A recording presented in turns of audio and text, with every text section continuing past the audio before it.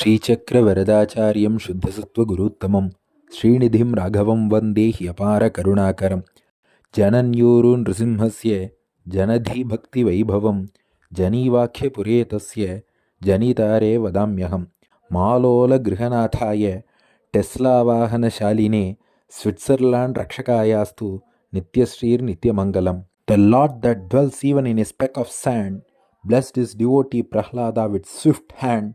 It's my pleasure to share with you all in Switzerland glory of Narasimha that shines ever grand. Happy Narasimha Appears and happy Mother's Day to all mothers.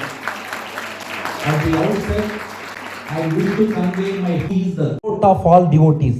GOAT, greatest of all time. So he is the goat of all devotees. So we are going to see and enjoy and experience Prahlada Charitram without further delay. Let us all undertake a virtual journey, a mental journey from this place in Geneva straight to Asuralokam, the world of demons.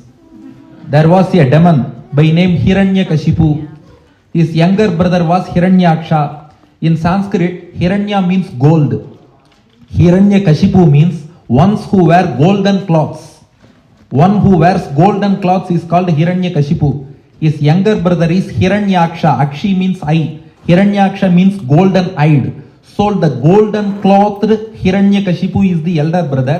The golden eyed Hiranyaksha is the younger brother. These two, they formed a partnership. These two people gave a lot of troubles to the universe and the beings living on it. Hiranyakashipu, Hiranyaksha, duo of demons. Especially the younger brother Hiranyaksha.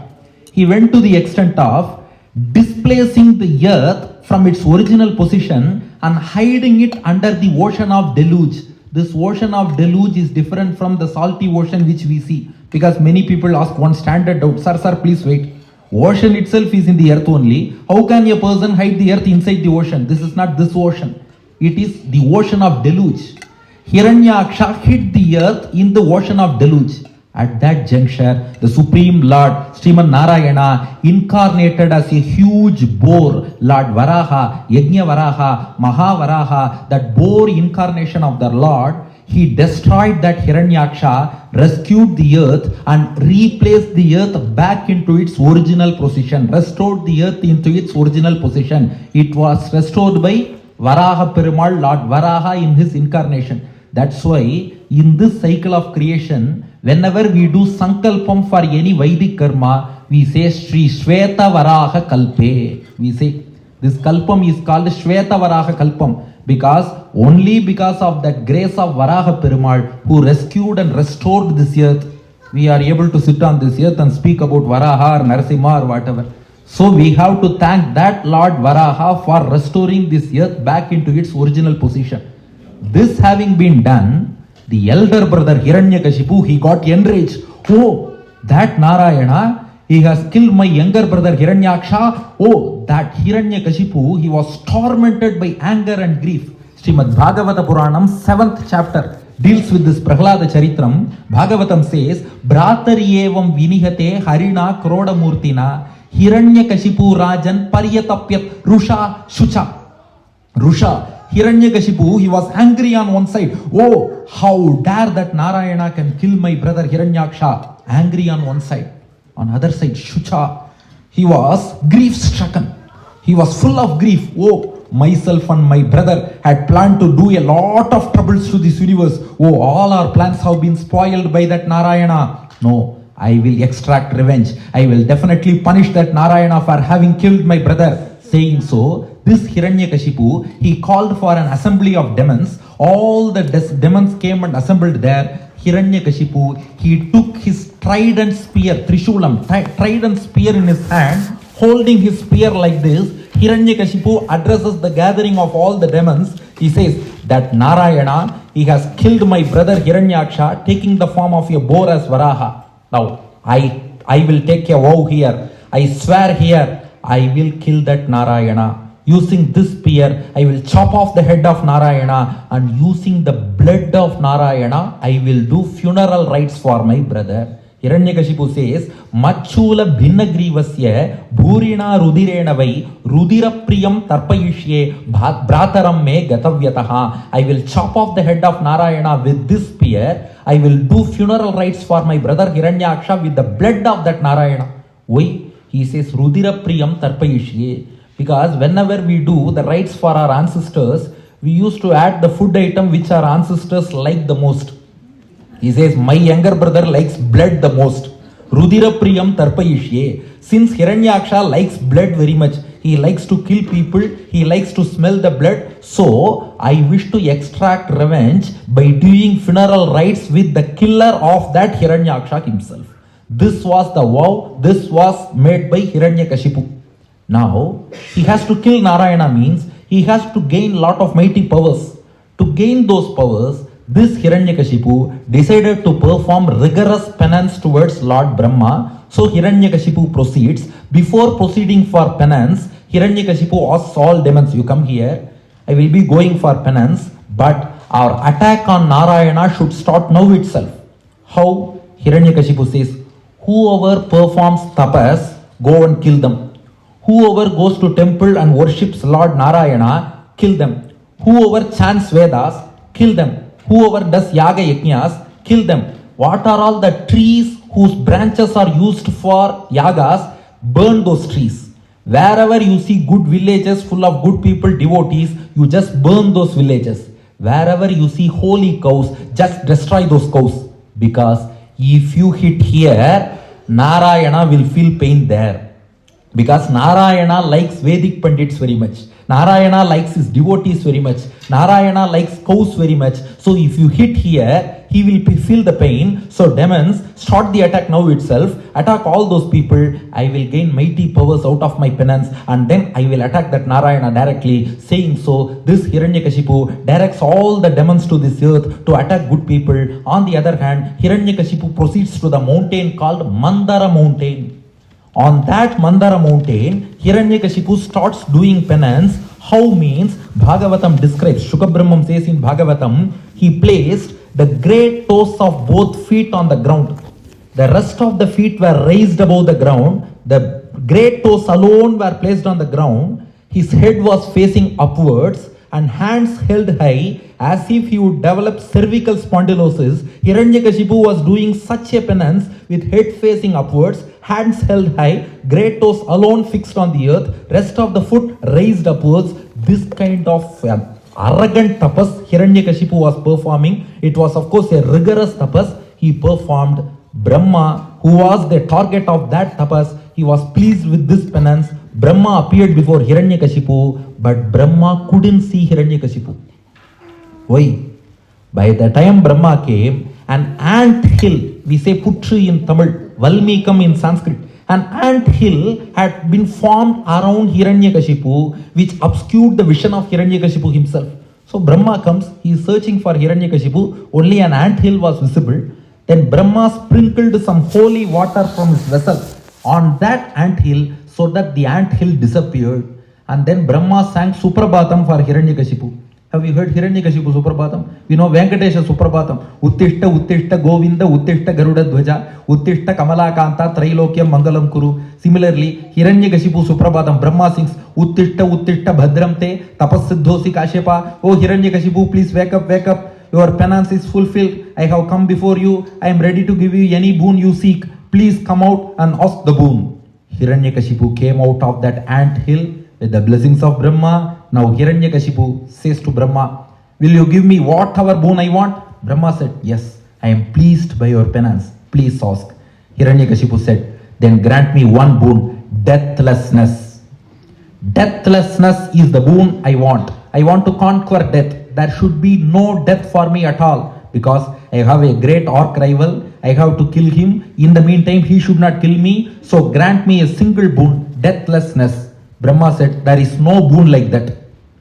Anybody born on this earth is bound to die. Nobody can live eternally. There is no such boon at all. Because whatever object you buy in shop, once there is a manufacturing date, there will be an expiry date. Similarly, if there is a date of birth for a man, definitely there will be a date of birth. Nobody knows, that is different. But there is a date of death. So you please change your boon. Brahma said, at least you can ask for one thing. You can decide the way you want your death to come. You can decide the way how not you should die. How you should die, how not you should die, you can decide the way, but not deathlessness. Now Hiranyakashipu said, okay, if it is so, let me ask some boons. Oh Brahma, I should not be killed by any creature created by you. Brahma, you are the creator. I should not be killed by any creature created by you. Okay, said Brahma, tatastu. Boon number 2, I should not be killed either by a man or an animal. Tatastu. No man, no animal will kill you. Boon number 3, I should not be killed either in the daytime or at night. Okay, tatastu. I should not be killed either inside the house or outside the house. Okay, tatastu. I should not be killed on this earth or in the sky. Okay, tatastu. I should not be killed either by living things or by non-living things. Tatastu. Okay, 6 boons enough. Bhagavatam says, Yadi dasyasi abhimatan varan me varadottama bhutebhyas tvad visrittebhyaha mrityurma bhut mama prabho nantar bahihi divanaktam anyasmadapicha ayudaihi na bhumau nambare mrityuhu na narair na mrigair api surasura mahoragaihi vyasubirva sumadbirva. No beings created by Brahma can kill Hiranyakashipu. He won't get his death either by man or by animal. He won't get killed either in the day or at night. He won't get his death either in daytime or at night time. He won't get death either inside the house or outside the house. He won't get his death on this earth or in the sky. He won't get his death either due to living thing or due to non-living thing. These boons he received. Now Brahma was gone. Hiranyakashipu became arrogant with all these boons. Now he thought, I have almost conquered death. Who can kill me beyond all these boons? Daytime also no death, nighttime no death. Earth no death, sky no death. So inside house no death, outside house no death. No death due to man, no death due to animal, no death due to any beings created by Brahma, no death due to living or non-living. No, I have conquered death. There is no death for me hereafter. With this arrogance, Hiranyakashipu conquered all the beings in the entire universe. Devas, Yakshas, Siddhas, Nagas, birds, humans, mains, and all other classes of beings who are all present in this universe. Hiranyakashipu conquered all of them. Kambar, Kavi Chakravarti Kambar, in Hiranyavadai Padalam in his Kambaramayanam, he says Hiranyakashipu ruled over all the 14 worlds. How you know? He used to take breakfast in the Nagaloka in the nether worlds.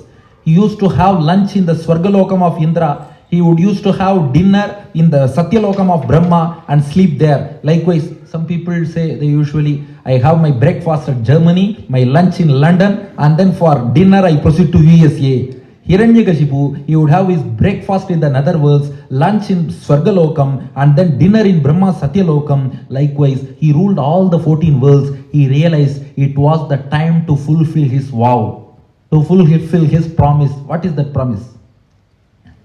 Killing Narayana, chopping his head off, doing tarpanam to his brother using that blood. Now Hiranyakashipu, he carries his trident spear in his hand and proceeds to the relative abode of Narayana called Karya Vaikunta, which is accessible.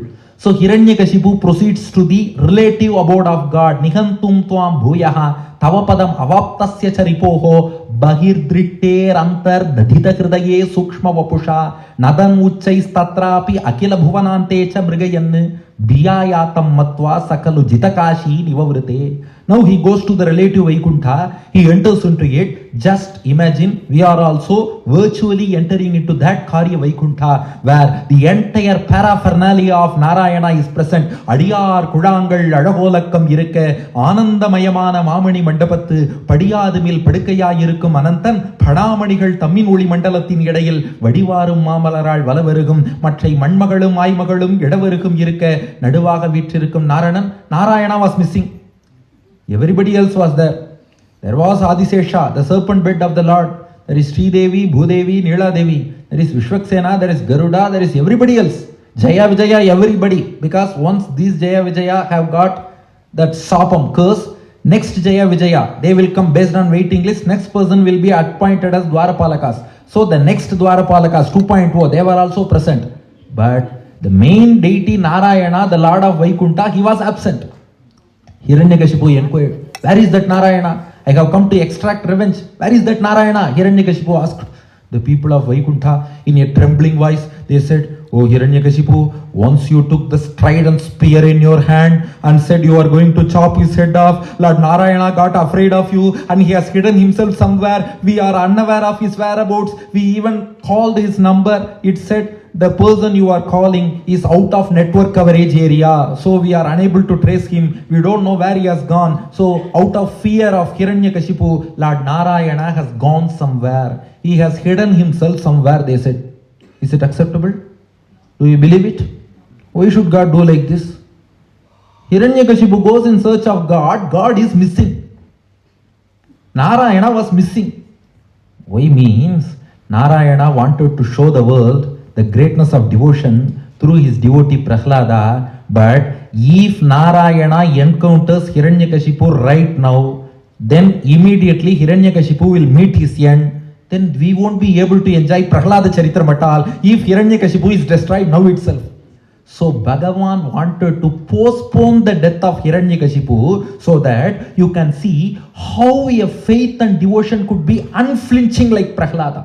Even if Hiranyakashipu gives him lot of troubles, Prahlada stood firm in his devotion. That conviction, that determination, that perseverance of Prahlada should be heard all over in Geneva, in all other countries, everywhere. Prahlada's fame should be heard. For that, Hiranyakashipu's death should be postponed. To postpone the death of Hiranyakashipu, Narayana has hidden himself somewhere now. Because just imagine, if they encounter now itself, then immediately Hiranyakashipu will be gone. That's all.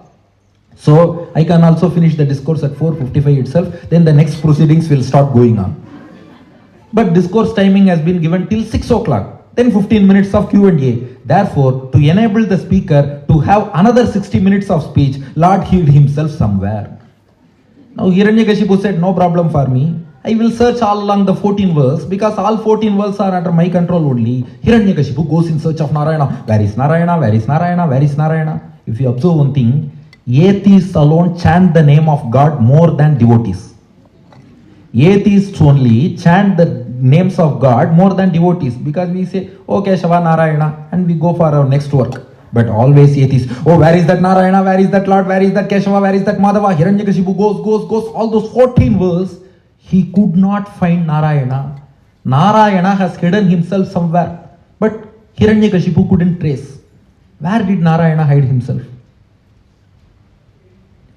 Within the heart of Hiranyakashipu, because the Lord knew very well that he will search for him outside at all places but never inside. So Lord Narayana hid himself within the heart of Hiranyakashipu. Hiranyakashipu searched all over but he couldn't find Narayana. So thinking that Lord Narayana is gone, Hiranyakashipu declared, "There is no God. I have searched all through the 14 verse. God was not to be found, so there is no God." He didn't stop at that point. There is no God Narayana, so I am God. Everybody should worship me. Everybody should chant my names. Everybody should sing my glories. Everybody should do archana for me. Whatever yagams to do, that havis, the result of those yagams should be offered to me. I am the ruler. I am the God. I am the Lord of all the 14 worlds, declared Hiranyakashipu. Being afraid of Hiranyakashipu, all the Devas, 33 crore Devas, they all hid themselves in a secret place. From that hideout, Devas were hesitant to come out because if they come out, Hiranyakashipu will finish them off. At the same time, the Devas knew it is Lord Narayana who is the sole refuge for all. He alone can rescue us from this precarious position of being held captive by Hiranyakashipu. We are all in hiding. Narayana alone can save us. But how to reach out to Narayana? That Lord Narayana is reclining in the Milky Ocean, Parkadal Kshirabdi. But if these Devas proceed to the Milky Ocean, Hiranyakashipu's demons will come to attack them. Because Hiranyakashipu has ordered all the demons, whoever worships Narayana, you kill them. So if the Devas openly go to Milky Ocean to worship Narayana, demons will kill them. So do you know what the Devas did? The Devas just joined their hands in Anjali Mudra, pointing towards the direction of Milky Ocean where the Lord is reclining, pointing to the direction of Milky Ocean, the Devas offered their prayers. Please note this point. Even if we offer our prayers towards the direction of God, God will definitely answer our prayers. So the Devas, with folded hands, with joining their hands in Anjali Mudra, they all prayed to the direction of Tirupar Kadal, Kshirabdi, seeking the God's grace. They all surrendered, performed the Sharanagati to the lotus feet of the Lord. At that time, they heard an Ashariri, a divine voice. Lord Narayana answered the prayers of Devas with his own divine voice. The Lord told them, don't worry, I will finish Hiranyakashipu at the appropriate time. The Devas asked, what is that appropriate time? Because at one place I went for Upanyasam, spiritual discourse. I asked them, how long can I speak, sir? They said, you can speak as long as you wish. No. Please don't give us that kind of a license. Then we will keep on speaking. They said, no, sir. You speak whatever time you wish. But we will all get up at 6 o'clock and we will walk away. That's our wish, they said. Similarly, everything has an appropriate time, right? So these Devas asked Narayana, what is that appropriate time? When will you kill Hiranyakashipu? Narayana said that Hiranyakashipu has got a third son. That third son of Hiranyakashipu is a great devotee. Once Hiranyakashipu commits offense towards that third son of him, I will immediately incarnate and put an end to all the atrocities of Hiranyakashipu. So once Hiranyakashipu commits offense towards his devoted third son, I will kill Hiranyakashipu. This was the word given by Lord to all the Devas. Now who is that third son? Who is the third son? So far we have heard Hiranyakashipu, one son only. You are saying third son. Who is that third son? There is a small flashback here. Hiranyakashipu went for penance, right, in Mandara hill, hands held high, head facing upwards, toes alone, standing on this earth. Hiranyakashipu performed penance, rigorous penance towards Brahma.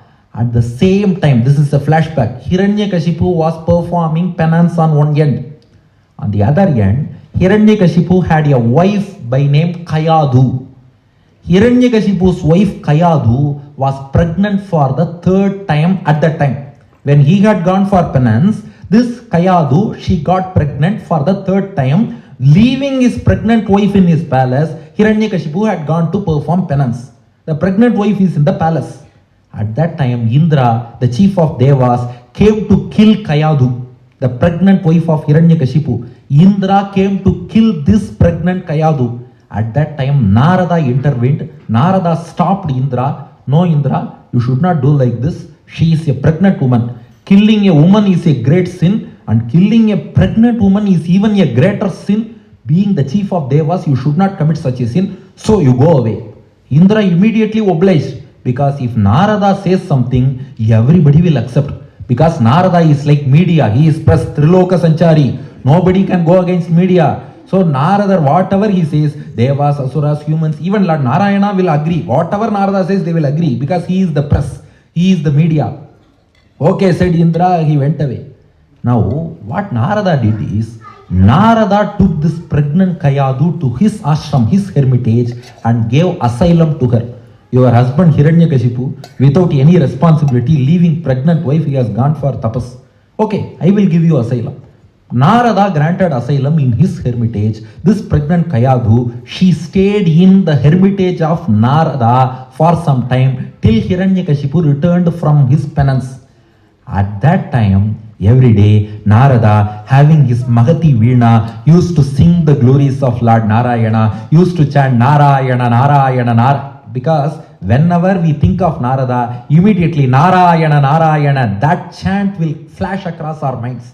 So Narada used to chant Narayana, Narayana, Narayana, Narayana along with his Veena, and the fetus in the womb of the mother, the third son of Hiranyakashipu, who was in the womb of his mother, he used to listen to all those divine chants of the divine names of the Lord by the divine sage Narada. That child listened to all those chants, because of which that child became a great devotee, the greatest devotee, because he listened to the names of Narayana, glories of Narayana, right from his stage as a fetus in the womb of his mother. So what is the message conveyed here? bend the twig to bend the tree, they say. In Tamil, ஐந்தில் விளையாதது ஐம்பதில் விளையாது. Usually what we do is, if our son is or daughter is 15 or 20 years old, then we ask them, we call them, please sit, you chant the names of the Lord, you chant Alvar Pasurams, you chant Shlokams. They say, no, I am not interested. Devotion should be nurtured right from the uterus of the mother.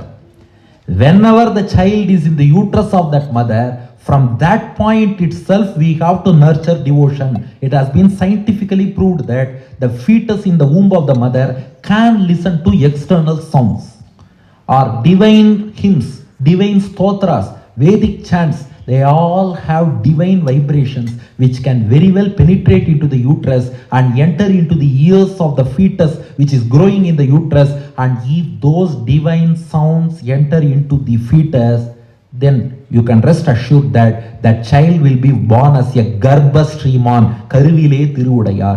But what we do is, we neglect all those samskaras. We do Simanto Nayanam, a samskaram which has to be done. They say it is a spiritual baby shower function. Simanto Nayanam. During that Simantam, we used to play that Veena musical instrument along with Vedic swaras. That Vedic swara along with that Veena Ganam will enter into the mind of the child in the womb of the mother, and that will give lot of positive vibrations to the child. So this is a great message conveyed by Prahlada Charitram. So rather than trying to instill devotion in a child after some stage, we have to nurture devotion right from the uterus of the mother. So Narada chanted the names of God. The child in the womb of the mother, it listened to all those divine chants, and that made the child a great devotee. On the other hand, Hiranyakashipu, he had completed his penance. He came back after receiving all boons from Brahma. At that time, Narada sent back Kayadu to her husband's place. Once Kayadu returned to her husband Hiranyakashipu's place, Kayadu begot a male child, and Hiranyakashipu named that child as Prahlada. He is the hero of today's discourse. In Sanskrit, Hlada means bliss, joy. Pra means good. Prahlada means good bliss, good joy. Whenever we listen to the name Prahlada, immediately a divine bliss, a divine joy, it just encompasses our hearts. So Prahlada is the embodiment of divine joy, divine bliss, good bliss. So Hiranyakashipu named his third son as Prahlada. Leave it, man. Who are the remaining three? Actually, Hiranyakashipu had 4 sons. The first son's name is Hlada. Second son is Anuhlada. Third son is our own Prahlada. Later, Prahlada had an younger brother. His name was Samhlada. Hlada, Anuhlada, Prahlada, Samhlada. So, the secret behind Prahlada's birth is, when he was in the womb of his mother, Indra tried to attack that pregnant Kayadu. Narada saved her, granted her asylum in his hermitage, as a result of which, listening to the glories of Lord from the womb of his mother, from the mouth of Narada, this child Prahlada became a great devotee, one of the greatest devotees of the Lord. So this is a flashback, keep in mind. Now what Lord Narayana said to Devas is, whenever Hiranyakashipu commits offense towards that great devotee, the third child Prahlada, I will incarnate and put an end to all the atrocities of Hiranyakashipu. Now the scene just shifts to the palace of Hiranyakashipu. Hiranyakashipu's third son, Prahlada, he is growing. As he had received the blessings of Narada right from his womb of his mother, Prahlada was a great devotee right from birth, Garbha Sriman, and he is always considered as the greatest of all devotees. He always tops the list of devotees. This drives home an important fact that caste, creed, race, nationality, language never matter in devotion. Prahlada belonged to demonic race. He was an asura. But being an asura doesn't matter. He always tops the list of all devotees. So this Prahlada, Bhagavatam says, Nyasta kridanako balaha jadavat tanmanastaya krittagraha grihitatma naveda jagadidrisham. Prahlada was always meditating on the Lord. Even as a small boy, he didn't focus on playing. He didn't focus on toys. Rather, he always focused on devotional activities. He always engaged himself in devotional activities, and Prahlada's character was totally contrasting to that of his father. Prahlada was obedient to elders. He always spoke the truth. He saw all beings equally. He showed love to all beings. He controlled his senses. He did good to all. He considered his spiritual teacher as God. He showed lot of devotion to God. He was the embodiment of wisdom. Bhagavatam says, Asinav Paryatan Ashnan, Shayanav Prapiban Bruvan, Nanusandhata Yetani, Govinda Parirambitaha. Even when Prahlada was sitting or walking or eating or lying or sleeping or drinking or speaking, whatever he is doing, Prahlada, he would always be engrossed in the thoughts of Lord Narayana. When he wakes up, he would say Hari Hari. When he goes out, he would say Keshava Keshava. When he eats, he will say Govinda Govinda. When he lies down, he will say Madhava Madhava. Always he was chanting the glorious names of the Lord. Kvachit Dravati Vaikunta Chinta Shabala Chetanaha. Sometimes Prahlada, he would shed tears of joy because he would be enjoying the glorious attributes and the divine form of the Lord, and that would stimulate his eyes to shed tears of joy. Kvachit Hasati Tachinta Hlada Udgayati Kvachit. Sometimes Prahlada will laugh, he will smile, enjoying the divine leelas of God. Sometimes he would start singing the glories of God. Nadati Kvachit Utkantaha Vilajo Nrityati Kvachit. Sometimes Prahlada would start dancing. Just now we saw a great dance about Prahlada Charitram, right? Prahlada himself would dance. Sometimes he would just think of the glories of Lord, he would start dancing. Kvachit tad bhavana yuktaha tanmayonu chakaraha. Sometimes Prahlada will have horripilation. His eyes would shed tears of joy. He would be in a trance, in a state of devotional trance. He would be in the experience of Lord. Such kind of a devotee was Prahlada. But ignorant of all these things, his father Hiranyakashipu, he admitted Prahlada into a demonic school run by the demons called Shanda and Marka, the sons of Shukracharya. Those demons were running a demonic school. Prahlada was admitted in the school to read demonic syllabus, Asura Niti. To read Asura Niti, Prahlada was sent to demonic school with demonic syllabus run by demons called Shanda and Marka by the king of demons called Hiranyakashipu. Prahlada enters into the school. We also virtually enter into the school of Shanda and Marka, where now Prahlada is studying. Day 1 at school, Prahlada was called for the prayer assembly. In all our schools we have prayer assembly, right? Prahlada was called. Prahlada, with a lot of interest, with enthusiasm, Prahlada entered the assembly of prayer, imagining that they are going to sing the glories of my favorite Lord Narayana. Prayer assembly. Prahlada entered with enthusiasm. They started chanting Hiranyakashipave Namaha, Hiranyaksha Agrajaya Namaha, Kashyapaputraya Namaha, Ditisutaya Namaha, Devashatrave Namaha, Muni Bhikaraya Namaha. They started chanting. Prahlada just closed his ears. What nonsense is this? Instead of chanting the names of the glorious Lord, the Supreme Being, they are all singing praises of my Father in the name of prayer. No. We should not listen to him. Then the classes started. Prahlada imagined that they would teach some good Vedas, good things, moral lessons like that. Now the class started. They started teaching. The main goal of life is amassing a lot of wealth. The way to amass wealth is kill all your enemies. Kill anybody. Don't show mercy to anybody. Just you enjoy the wealth. Whatever you wish, you do that. Nobody can stop you. Nobody can restrain you. All these things they were teaching. Prahlada thought, no. These things should never get into your mind. These are all useless teachings. Prahlada just ignored them and started chanting Narayana, Narayana, Narayana, Narayana within his mind. He just ignored whatever those demonic teachers taught in that demonic school. So in this way, time was moving, some months passed. Now Hiranyakashipu wanted to conduct a revision test to his son Prahlada. Because my son is studying in that Asura Gurukulam, I want to know how much he has learnt that Asura Niti, that demonic syllabus, how much my demonic son has learnt. I want to know. So Hiranyakashipu summoned Shanda and Marka and asked them to bring Prahlada. Prahlada was brought in front of Hiranyakashipu. Now we virtually enter into the palace of Hiranyakashipu. He is seated on his throne. Prahlada was summoned. He comes along with his gurus Shanda and Marka. Hiranyakashipu called, "Oh boy, come and sit on my lap. Prahlada comes and sits on the lap of Hiranyakashipu.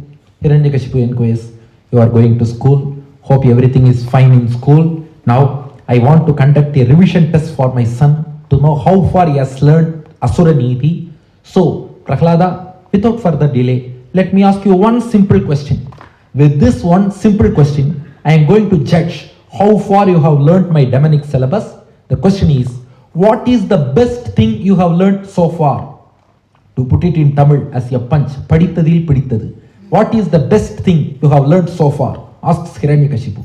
Prahlada, immediately, without hesitation, Prahlada answered, the best thing I have learnt ever is Shravanam, Kirtanam, Vishnosmaranam, Padasevanam, Archanam, Vandanam, Dasyam, Sakyam, Atma Nivedanam, Iti Pumsarpita Vishnu, Bhaktishchet, Navalakshana, Kriyeta Bhagavati Adda, Tanmanye Aditam Uttamam, Shravanam, listen to the glories of God. Kirtanam, sing the names of God. Vishnosmaranam, meditate on the form of God. Spada Sevanam, do service to the lotus feet of God. Archanam, offer flowers to God. Vandanam, offer your prostrations to God and do puja and Tiruvaradanam. Dasyam, be a servant and serve God. Sakyam, be a friend. Interact with God like your friend. 9. Atma Nivedanam, you surrender, offer yourself to God. So Shravanam is number 1, listening to His glories. Number 2, Kirtanam, chanting His names. Number 3, Vishnosmaranam, meditating on His form. Number 4, Pada Sevanam, serving His lotus feet. Number 5, Archanam, offering flowers. Number 6, Vandanam, doing puja and offering prostrations. Dasyam, number 7, serving as a servant. Number 8, Sakyam, interacting like a friend along with God. Number 9, the last but not the least, Atma Nivedanam, surrender, Sharanagati, offer yourself to God. My Acharya, Sri Ove Karunakaracharya Swami, he has written a work called Bhakti Drishtanta Mala. In that Bhakti Drishtanta Mala, he gives 9 examples for these 9 forms of devotion, so that we will not forget these 9 forms. The first form of devotion is Shravanam, listening to glories of God. Who is the best example? Prahlada himself is the best example, because he listened to glories of God when he was in the womb of his mother. Turned out to be the goat of all devotees. So Shravanam, if you listen to the glories of God, ears are the entrance of God to enter into your mind. Because if you want to enter into your hall, you need an entrance. God wants to enter into our hearts. The entrance for God is our ears. If we open our ears, listen about God more and more and more, using these ears as entrance, God will enter into our hearts. So Shravanam, Prahlada.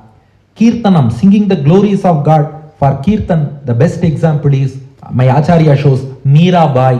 She had love for Krishna right from her childhood, and Kirtans outpoured from her mouth like anything out of divine love. So Mirabai is the best example for Kirtanam.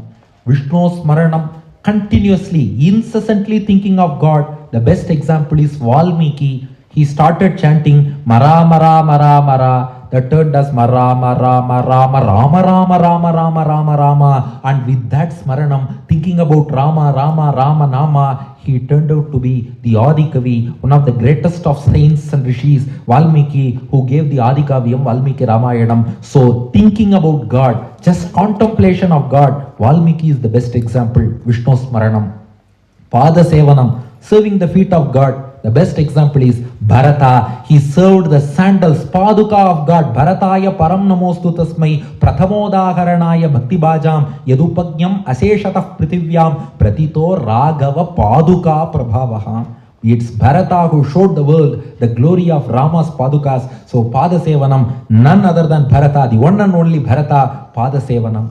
Number 5, Archanam, offering flowers to God. Our Sudi Kodutha Nachiyar, Andal Nachiyar, Amukta Malyada, she offered garlands to God. So Andal is the best example for Archanam, offering flowers.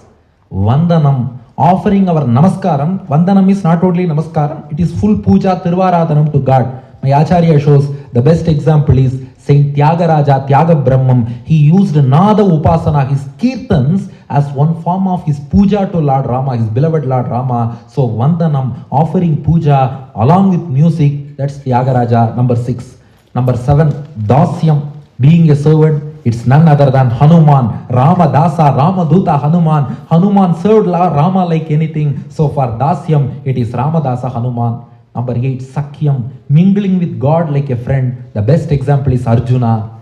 Arjuna mingled with Lord Krishna like a friend. So, in our Sanatana Dharma, we can freely interact with Lord. Just like you speak with your friend or a colleague, you can speak with Lord also. So, that Sakyam, the best example is Arjuna. And finally, 9, Atma Nivedanam, offering ourselves to the feet of God. The best example is Gopikas.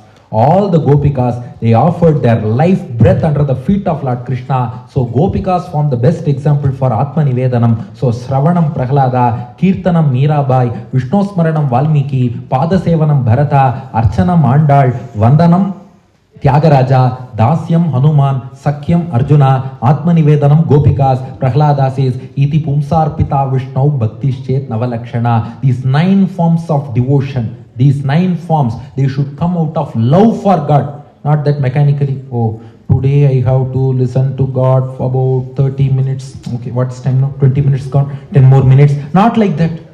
Out of love, I want to listen the glories of God. Like that we have to listen. Not that we have to chant names 15 minutes today. Okay, 15 minutes, 10 minutes gone, 15 minutes. Okay, let me wrap up. Not like that. We should enjoy the bliss of chanting the names of God and then chant. So, iti pumsarpita Vishnu bhakti chet navalakshana. Out of bhakti, out of devotion, that devotion can be expressed in these 9 ways. Kriyeta Bhagavati. Prahlada says, the best thing I have learnt is not learning about these 9 forms of devotion, following those 9 forms of devotion. Because some people say, I know the 9 forms of devotion very well. What are you following? Nothing. Then what's the use? So Prahlada says, Kriyeta Bhagavati. You observe, you follow, you know first. With that jnanam, you should put it to practice. Anuttanam. Kriyeta Bhagavati. Adha. Adha means definitely, certainly. Adha tanmanye adhitam uttamam. Definitely I would say, this is the best thing I have learned. But Father, I have to thank you for one thing, said Prahlada. For what? You didn't ask me, what is the best thing you learnt in the Gurukulam?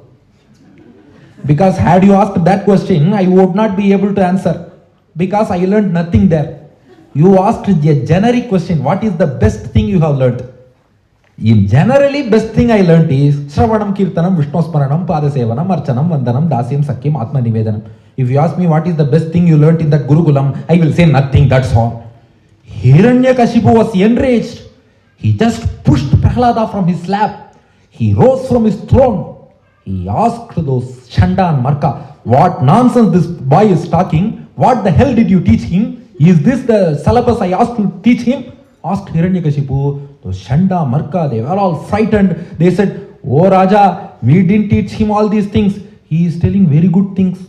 Just by listening to it, you will know that we are not competent enough to teach such good things. We are competent enough to teach only demonic syllabus. He is telling many good things, many great things. I think he might have gone to Sri Balaji Temple Foundation. They are conducting often satsangs. He might have attended one of those satsangs, attended dance dramas or upanyasams or whatever it is, might have learned something. We are not sure whether he went to Geneva or whether he went to India. Wherever he learned, we are not aware of it. But definitely, we didn't teach him anything, they said. Hiranyakashipu said, no. I want a report. I want a report about my son. How did he develop this kind of a devotion? Chanda and Marka said, as far as we have assessed him, it seems this devotion is born along with him. It has not come in between. No, he has been born with devotion. Hiranyakashipu said, then he is not a son, he is a sin. He has come to destroy my clan. He has come to destroy my philosophy. He has come to destroy myself. No. I will destroy this son immediately. Hey demons, come quickly. You just destroy him with all your weapons. So now, all these demons, which various kinds of spears, swords and all other weapons, they are all approaching Prahlada. Sashulair aviddaha, subakumathito diggaja ganaihi, mahasarpair dattopi, anashana garahara vidutaha, girindra vakshiptopi, ahaha paramatman naivibho, tvahinyastatmatvat kimapina nipidam abhajata. Those demons, they stabbed Prahlada with spears. But Prahlada was steadfast, he was firm, he meditated on the lotus feet of Lord Narayana, He chanted Narayana, Narayana, Narayana, Narayana, Narayana, Narayana. Spears were stabbing him. Nothing happened to Prahlada. He then made elephants to trample him with their feet. Prahlada chanted Narayana, Narayana, Narayana, Narayana. Nothing happened. Hiranyakashipu made snakes, poisonous snakes, to bite Prahlada. Nothing happened. Hiranyakashipu gave poison to Prahlada. He consumed the poison. Achyutaya Namaha, Anantaya Namaha, Govindaya Namaha. Poison did nothing. Hiranyakashipu made Prahlada fast for days together. Without food, let him die. But Prahlada said, I have some other food. Unnum soru, Parigunir, Innum Vetchilayum Yellam Kandan, the names of God, the attributes of God, the divine form of God, that itself is my food. That's enough for my living. Prahlada said, Dharaka, Poshaka, Bhogya, everything is God for me. Then Prahlada was pushed down from a hill. But the mother earth, Bhuma Devi, she held Prahlada safely. Then Prahlada was put into the sea to get drowned. But Adisesha, the serpent bed of Narayana, he rescued Prahlada from the sea, and Prahlada returned back. So he was meditating on God. He was chanting God's names. Nothing happened to Prahlada. Now Hiranyakashipu got frustrated. I have tried all means to kill him. Even I have put him in fire. But even fire is not burning him. How can I kill him? Hiranyakashipu asks, Hey Shanda, Marka, demonic teachers, tell me, how can I kill this fellow? They told him, it seems very difficult to kill him. The only person who is capable of killing this fellow is our father Shukracharya. This Shanda and Marka are sons of Shukracharya, who is the preceptor of all asuras. They said, our father Shukracharya is the only capable person in this world who can kill this person. Where is Shukracharya? Asked Hiranyakashipu. They said, Shukracharya has gone for an important work. It will take some days for his return. Hiranyakashipu said, till he returns, what can we do? Shanda Marka said, we will tie him in our Gurukulam, in our school itself. We will tie Prahlada at one place. We will wait for Shukracharya's return. Shukracharya will come and decide how to kill this fellow. Okay, Shukracharya should come soon. Saying so, Hiranyakashipu goes back to this palace. Hiranyakashipu has lost his peace of mind. Oh, the main problem for him is his son has become a devotee of Narayana. That's one problem. The main problem is even I am unable to kill this 5-year-old boy. This 5-year-old boy is like a nightmare for me. I am unable to kill him. Hiranyakashipu was frustrated. On the other hand, Shanda Marka, he tied Prahlada to a pillar in their Gurukulam itself, and they taught these lessons, demonic syllabus, to other students. One day, Shanda and Marka went outside for some work. That time, Prahlada, he called all the colleagues, students who were all studying with him. Prahlada called his demonic classmates. He told them, our gurus have gone outside. Let me share one thing with you. These gurus are teaching you wrong syllabus. They are teaching you bad things out of greed for money. My father is paying them with money. Receiving that money from my father, they are teaching you wrong syllabus that my father is God. No. I will teach you the right thing. I will teach you good thing. Please listen to me. This is Prahlada's Upadesham in Bhagavatam 7th chapter. Great Upadesham which has to be followed and implemented in every family. Prahlada says, Kaumara acharet pragyo dharman bhagavatani hai. Now we are all virtually in the Gurukulam of Shanda and Marka. Prahlada was tied to a pillar. All students around. Prahlada addresses them. Please remember, what is the best age to engage in devotion? You tell me. Best phase of life to engage in devotion. What is the best phase? Youthhood, young age. Young age is the best phase of life to engage in devotion, Prahlada says. How? These days, only after retirement, after becoming senior citizens, people love to engage in devotion. But Prahlada says, no, old age is unfit for devotion. Young age, youngsters should involve in devotion. Why means, Prahlada says, what are all the prerequisites to engage ourselves in devotion? If you do experiment in physics or chemistry, they will give you aim, apparatus required. For any experiment, you need some apparatus. For devotion, you need some apparatus. What is it?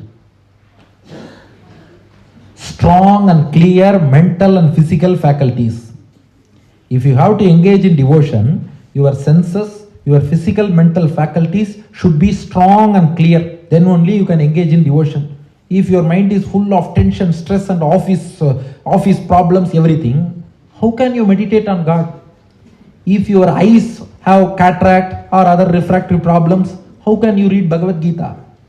If your ear has a sensory neural hearing loss due to old age, how can you listen to the glories of God? Even with hearing aid, some words will fall into the ear, some words won't. There are many problems. When you develop arthritis, how can you climb the hill of Tirumala, 7 hills? You cannot go. So, you should have a clear mind that you have at young age. You should have good concentration for devotion that you have in young age. You should have a strong vision, hearing and other faculties that you have in young age. You can climb hill, you can do service to God, you can do everything. Everything is possible in young age. So, it is not that you need not involve in devotion in old age. You start nurturing devotion at young age itself. That will take you on the devotional path till your death. That's a different thing. But to start devotion, young age is the best phase of life to start devotion. So it will be very difficult to worship God if you become old. Lot of family responsibilities will come. Office tensions will start torturing you. Amidst that, if you want to think of God, you may not be able to do so. Prahlada says, Durlabam manusham janma tadapi adruvam arthadam. It is very difficult to get a human birth or any birth which is conducive for devotion. It is very difficult to get a birth. You should not waste that opportunity. We are not sure if we miss this birth, we are not sure what kind of birth we will take in the next Janma. We are not sure. But once we have got this birth, we should not miss this opportunity. We have to attend Narasimha Jayanti from Sri Balaji Temple Foundation. We have to receive the blessings of God. We should surrender to Him through an Acharya. We should attain liberation at the end of this birth at any cost. Because we are not sure of next Janma, where we will be born, in what form we will be born. We are not aware of it. So Prahlada says, the best thing you can do in life is Yatha hi purushasyehe Vishnov padopasarpanam Yadesha sarva bhutanam Priya Atmeshwara Suhriti. Narayana is dear to everyone. Narayana is the soul of everyone. Narayana is the master of everyone. Narayana is the true well-wisher of everyone. So please, there is no other thing which is better than, which is more beneficial than worshipping this Lord. Worshipping God is the most beneficial thing you can do in your lifetime. Sukham aindriyakam daityaha dehayogena dehinam sarvatra labhate daivat yatha dukkam ayatnataha. Prahlada says, don't engage in worldly pleasures. Don't go after all these worldly enjoyments, because this world has both happiness and sorrow in equal proportions. Whenever you live in this life, you are bound to get sufferings also. Whatever great life you have, you will have some sort of problems also. This is the nature of this world. So, our target should be get rid of this entire cycle of material existence and attain the spiritual realm of Vaikuntham. If we attain the spiritual universe of Vaikuntham, we can be in a state of eternal bliss serving the Lord. Unless we reach Vaikuntham, till we are in this world which is full of good, bad, happiness, sorrow, everything, you are bound to suffer. Because this worldly life is like ECG. In ECG, the waves will move up and down, up and down. Similarly, life also, you will have ups and downs. You will have happiness and sorrows. That is the nature of this world.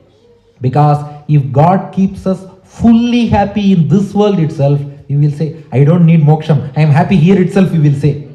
So this world is full of sufferings. This is like ECG. In ECG, if you observe, P wave will go slightly upward, Q wave will go slightly downward, R wave will go upward, S wave will go downward, T wave will again go upward.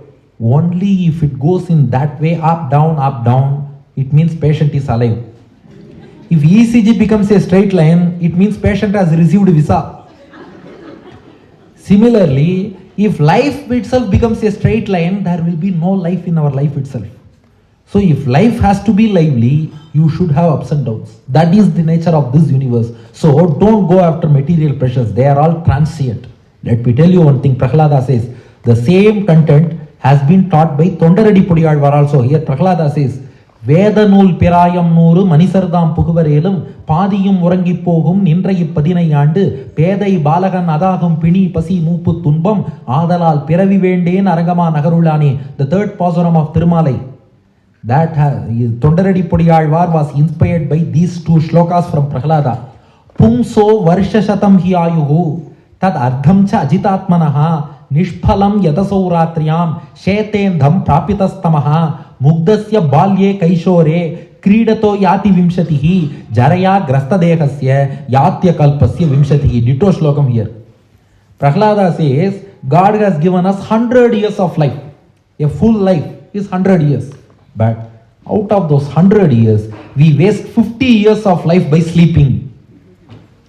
Because if we take into account our night sleep, we spend 50 years of life just by sleeping. But by taking into account our night sleep alone, Prahlada says 50 years. If we take into account our daytime sleep also in school, in college, in office, even during upanyasams, we sleep during daytime. If we take all of them into account, 70 to 75 years we have spent by sleeping. So, okay, let it be 50%. 50% of our life we spend by sleeping. And then 20 years. The first 20 years of life, what do? Playful life. We don't have any knowledge about God, no devotion, just playful, playing. 20 years gone. The last 20 years, we suffer from diseases, debilities, everything. In those days, last 20 years, because those days diabetes, hypertension, everything came after 60 or 70. Now starting from 30, 40 itself, everybody says diabetes, hypertension, everything. So we just speak about our diseases, our problems, and by speaking about our problems itself, we spend another 20 years. So 50 gone by sleeping, 20 playing, 20 disease. If any 5 to 10 years remaining, we spend it by going after worldly pleasures. Then what is remaining? What is remaining? So whatever time you get right from childhood, start engaging in devotional practices. If we try to postpone, if we try to procrastinate, you won't get time at all. So whenever you have time at your young age, at tender age, see what great message for youngsters Prahlada has given. Because my wife also asked me, Prahlada Charitram, everybody knows, why are you telling? I told her, no, Prahlada Charitram is not to everybody, but the original script Bhagavatam has a lot of hidden facts in it. So we are speaking about the original script of Prahlada Charitram. He says, youngsters, please, whenever you have time, just start engaging yourself in devotion. Show love to God. Show love to all beings, because these demonic teachers, they teach you kill everybody, you amass wealth. No. Please don't do like that. God is within everybody. We should love everybody. Don't kill other person. Don't cause harm to other persons. You please leave your demonic tendencies and show love to all. Tasmat sarveshu bhuteshu dayam kuruta saukridam bhavam asura munmuchye yaya tushyati adokshajaha. Finally, Prahlada says, all these things were taught by Narada to me when I was in the womb of my mother. Prahlada says, I was in the womb of my mother. Narada taught all these things. I am not sure whether my mother listened to it or not, but I listened to it from the womb of my mother, and they are all fresh in my memory. And let me tell you, if you want to attain this knowledge, the only way is you have to take bath in the sand from the lotus feet of devotees. You have to bath yourself from the dust, sand in the lotus feet of devotees. That alone will give you this knowledge. Jnanam tadeta damalam duravapamahe narayano narasakakila naradaya ekantinam bhagavatastada kinchananam padaravinda rajasa plutadehinam syat. Please understand, Prahlada said, those children, demonic children, they were moved by the speech of Prahlada. They decided from this moment, we will engage in devotion. We will become bhaktas. We will chant Narayana. With Prahlada, one last question those children asked him. Who is your teacher? Because the way you speak, we are very sure that you did not learn all these things from our gurus. They are not capable of teaching these things. You must have gone to a better guru and known all these things. From where did you know all these things? Prahlada said, as I told you, all because of the grace of Narada. I told you, right? When I was in the womb of my mother, Narada, who is the Acharya, he taught me. By the grace of that Acharya, I attained this knowledge. Those children told him, no, we heard that you heard from Narada, that's okay. But you are a mere fetus in the womb of mother. How can a fetus understand all these things? Prahlada said, it is not mere teaching of Acharya, it is the grace of Acharya. If Acharya blesses a person, this person should get knowledge. That very grace of Acharya alone is capable of giving us wisdom. Many people think that we should go to Acharya, we should just ask him flurry of questions and we should make him tremble with all those questions and then he should teach. No. Just we have to serve that Acharya. He has to be pleased with us. When that Acharya gets pleased with us and pours his grace, that's enough for us to attain all those wisdom. By that Acharya Kripa alone, I attained all this wisdom, Prahlada said. Now all the children joined Prahlada. Come on, let us chant Narayana, Narayana, Narayana, Narayana, Narayana, Narayana. Everybody was chanting. Now we who are virtually in the Gurukulam of Chandamarka, we also start chanting Narayana, Narayana, Narayana, Narayana along with Prahlada. Now it was evening time, almost the similar time as of now. Shanda and Marka, who had gone outside, they came back to the Gurukulam. They were shocked. They were able to hear a chorus singing of Narayana, Narayana, Narayana, Narayana, and chorus wise. They spoke to themselves, hey, there was only one Prahlada inside. How many Prahladas have come? We are hearing chorus Narayana. Till now we heard only single voice Narayana, Narayana. Now chorus Narayana. They entered inside. They were shocked to see even the demonic children. They were chanting Narayana, Narayana. Oh, the situation is very precarious. The Shanda and Marka, they rushed to Hiranyakashipu. They narrated everything. Oh king, we are unable to do anything. We can't wait for Shukracharya. Prahlada, your son the prince, he has transformed everybody into devotees. Please take some action. Hiranyakashipu got angry. He summoned Prahlada for one final time. Now the time is 5:40. He summoned Prahlada. Before 6 o'clock, God will incarnate, install Prahlada as the king and complete his avatar itself. Now Hiranyakashipu, he summons Prahlada for one last time and be ready for an important darshan of God. Prahlada was summoned by Hiranyakashipu, angry Hiranyakashipu. He asked Prahlada, hey boy, who gave you all this strength? Oh, the one who is born to destroy my clan. Please tell me, who gave you all this strength? Even Devas are afraid of me, but you are not afraid. Even Devas, they will just bow in front of me and go away, but you are standing strong. I tried all my might to kill you. I am unable to kill you. Tell me, who gave you all these powers? Who gave you all this strength? Tell me. Prahlada said, not only for me, for you, for everybody in this universe. It is Narayana, Narayana, Narayana. He alone gives strength to all. Only because of Narayana we extract strength. If I am speaking here, Narayana is giving strength from inside and making me speak. If we are all listening here, Narayana is giving us strength and making us seated here and making us listen. Because when you are listening to a discourse, a super computer called brain has to work. At the same time, excellent cameras, high pixel cameras or eyes, they have to work. Excellent speakers or ears, they have to work.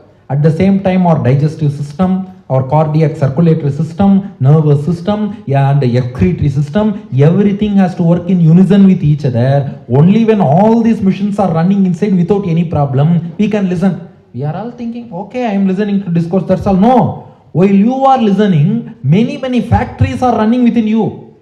God makes everything run properly so that we are able to sit peacefully and listen. So Prahlada says, for everybody, it is God who gives strength. For you, for me, for everybody. Hiranyakashipu said, what man you are saying Narayana, Narayana? Where is that Narayana? I have searched along all the 14 worlds in search of that Narayana. He was not to be found. There is no Narayana. Where is that Narayana? Prahlada smiled. Where is that Narayana? Narayana is everywhere. Do you know one joke? There was an atheist. He used to say, God is nowhere, God is nowhere, God is nowhere. While he was in deathbed, he wrote on a slip of paper, God is nowhere, gave it to his son. You please read it. I will pass away. The son received it. He was weak in English. The text written was, God is nowhere. The son read it. God is now here. The W got displaced.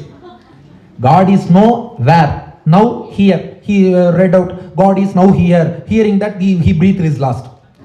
Similarly, Hiranyakashipu says, where is God? Prahlada says, where is God? God is everywhere. Prahlada said, oh, where is he? Tell me, man. Prahlada said, he is everywhere, starting from the pillar in your palace to a speck of dust சாணினும் உளன் ஒரு தன்மை அணுவை சதகூறியிட்ட கோணினும் உளன் மாமேறு குன்றினும் உளன் இன்னின்ற தூணினும் உளன் நீ சொன்ன சொல்லினும் உளன் இத்தன்மை காணுதி விரைவின் என்றான் நன்றன கனகன்னக்கான். Prahlada says, you are always saying there is no God, there is no God, there is no God.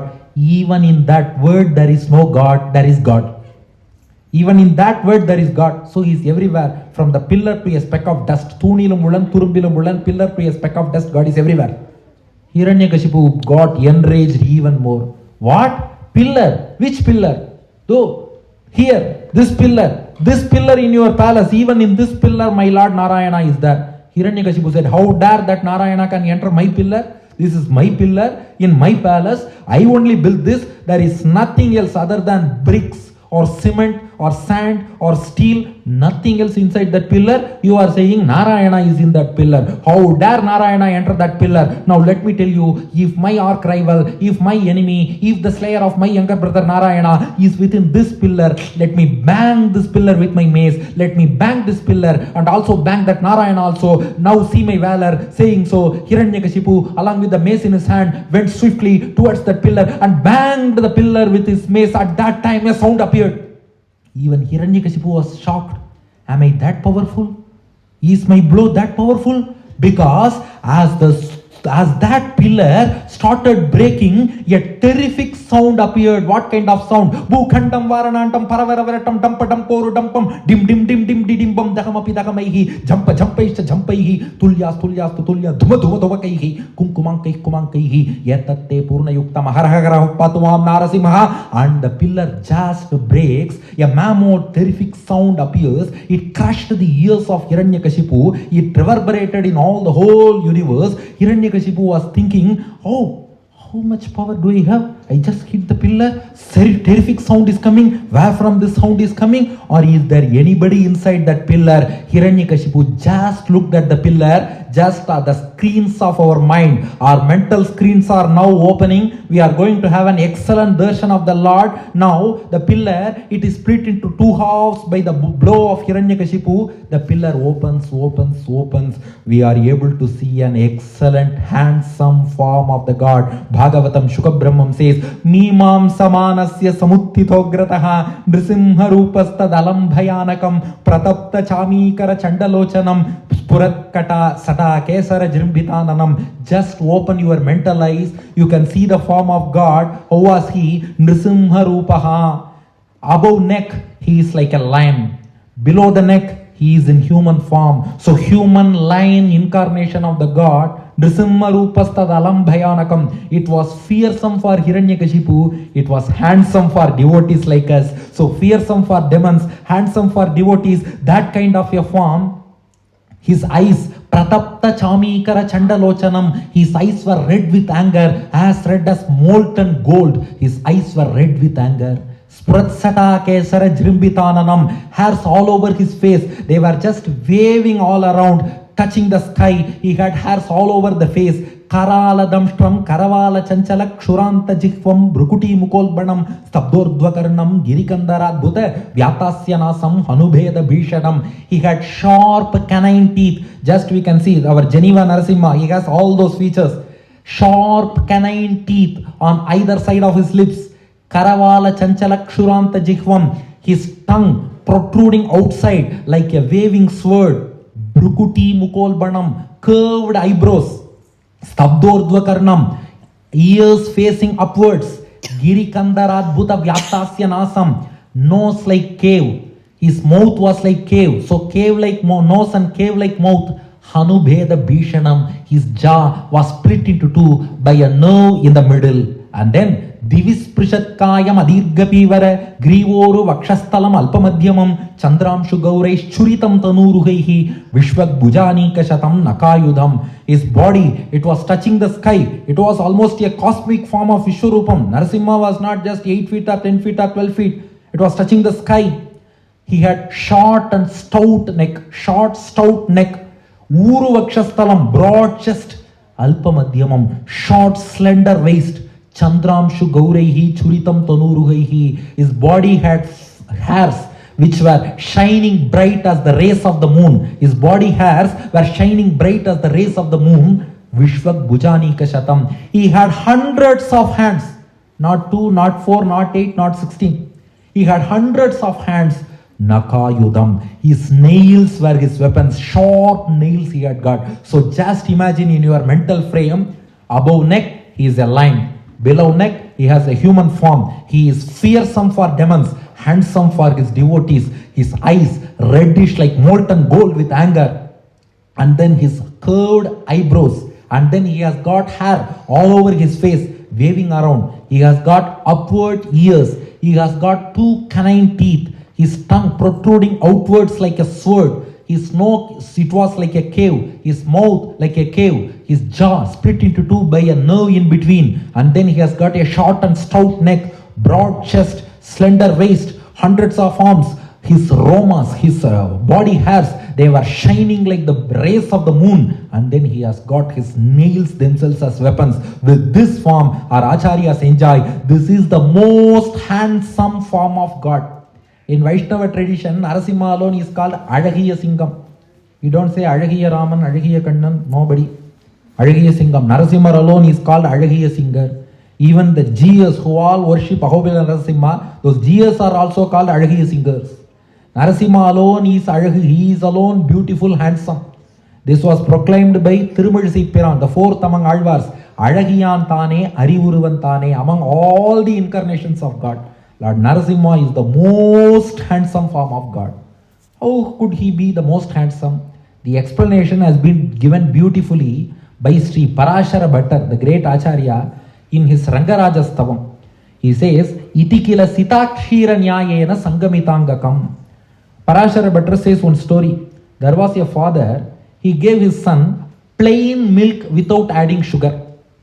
The son consumed plain milk without sugar. The father asked, how is it? Son said, no, it is not so tasty. Then what the father did is, he gave him plain sugar without milk. How is it? Son said, no, this is also not much tasty.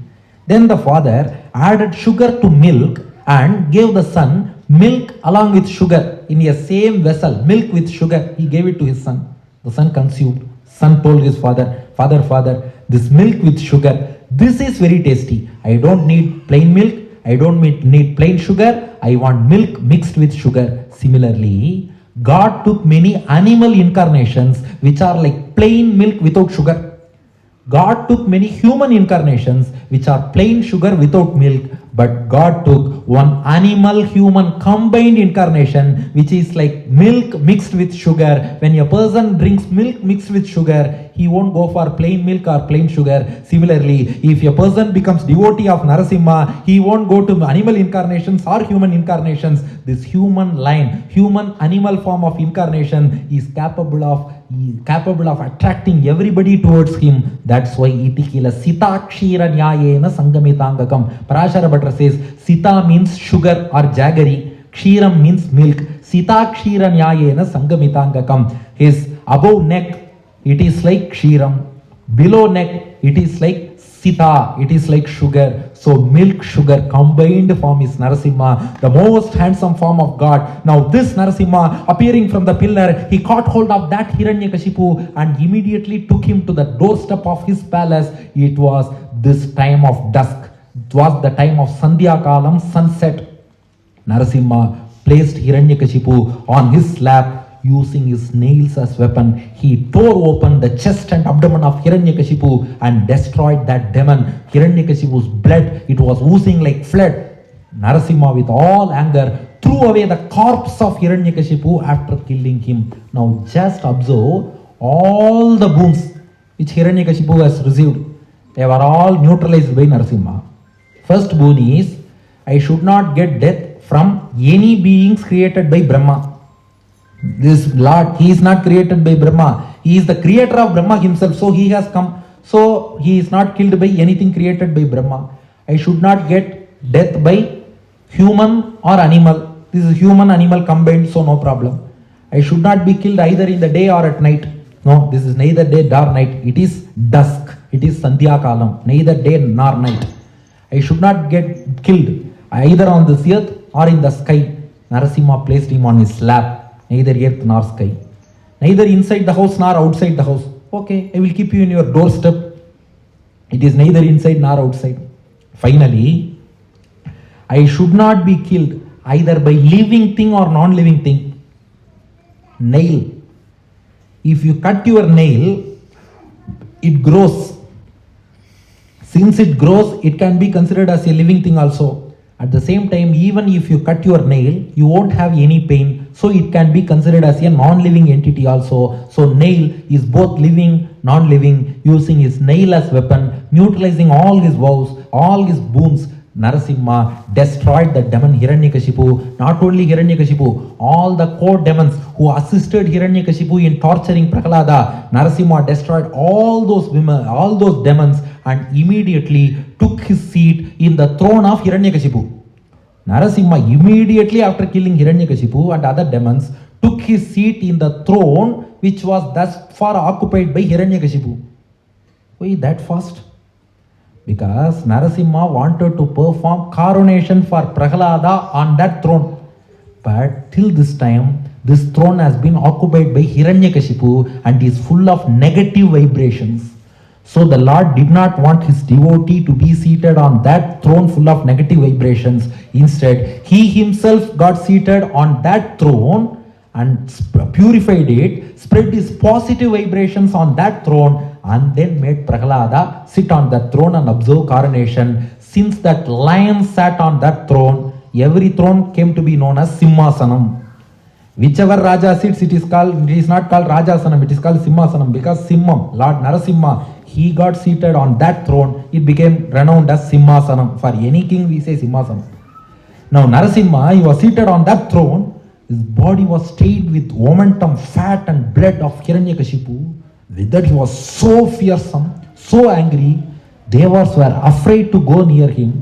But at the same time, Prahlada went near Narasimha. Narasimha, he just placed his head on Prahlada and just moved his hand around. Narasimha placed his hand on the head of Prahlada and just moved his hand around, blessing Prahlada. How would it be?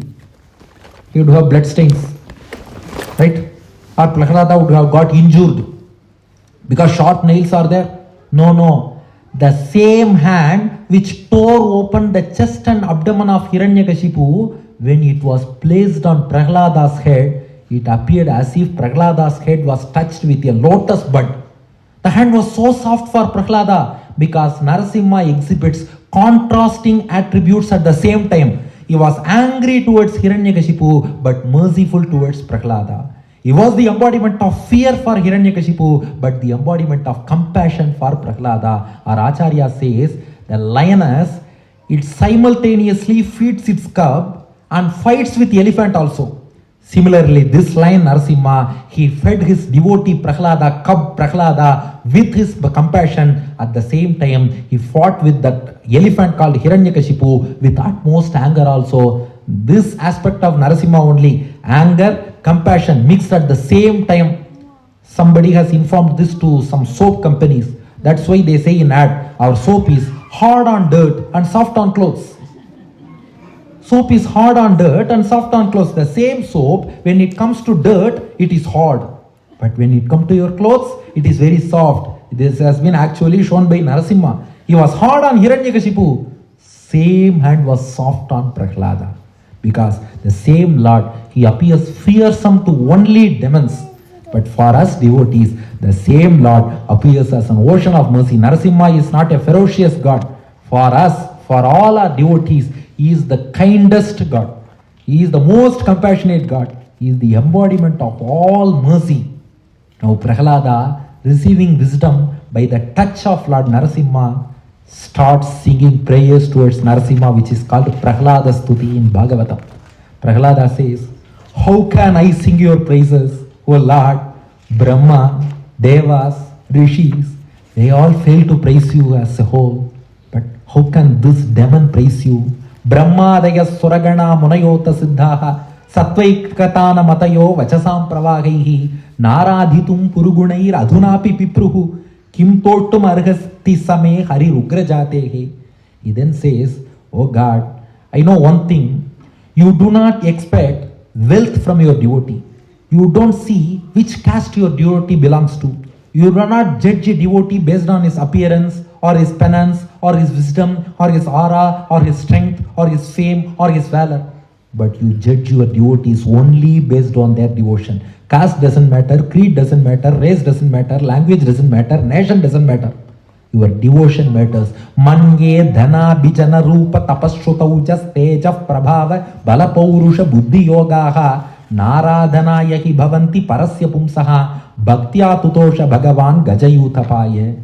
He then says, oh God, whatever decoration we do to our face, it will be reflected in the mirror image of our face, right?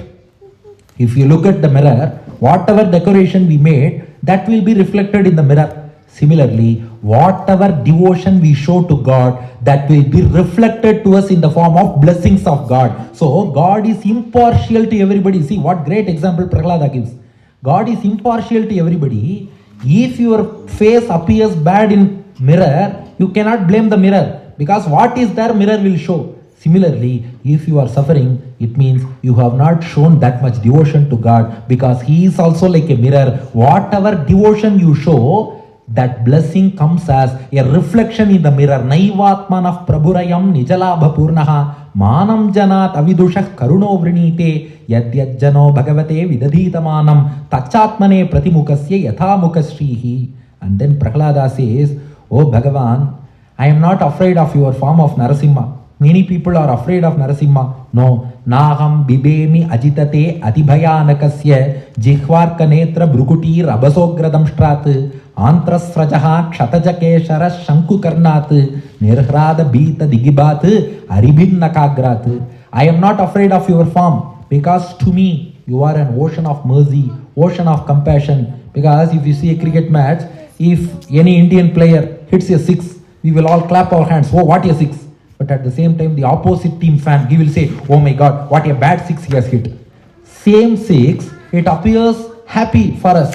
But same time, to the opposite team, the same six, it gives them sorrow. Similarly, your form, it may be dreadful to some people, it may cause fear to some people, but the same form stimulates love and devotion in my heart.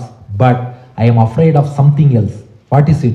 This worldly existence, samsaram. Trastosmyaham kripanavatsala dussahogra samsara chakra kardanat grasatam pranitaha bhaddaswakarma birushattama tengri moolam pritopavarga sharanam hyavase kadanu. I am not afraid of you.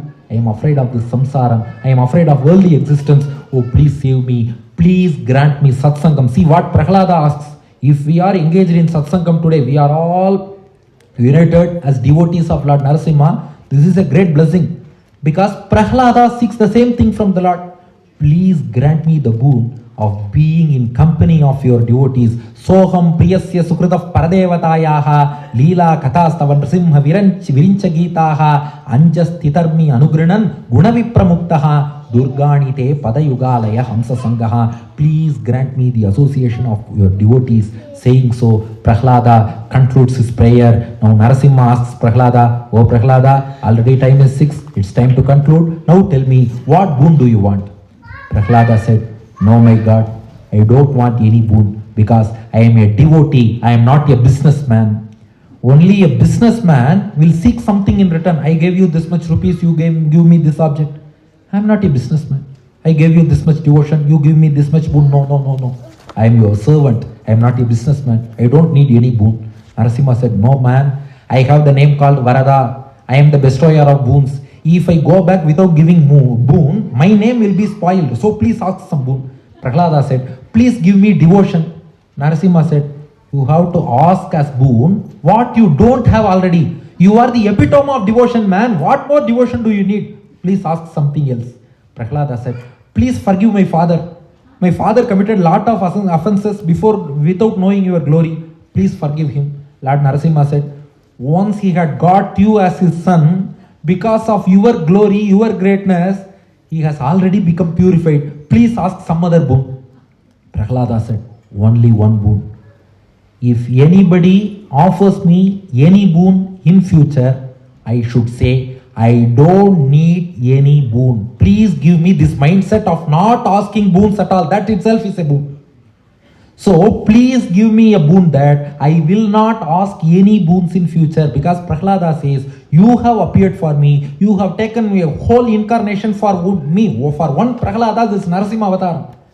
If I seek something beyond this, then it means I value that boon beyond this Narasimha. Once Narasimha has come for me, I don't need anything. So Kama Nam Hridya Samrogam, I don't need any boon hereafter.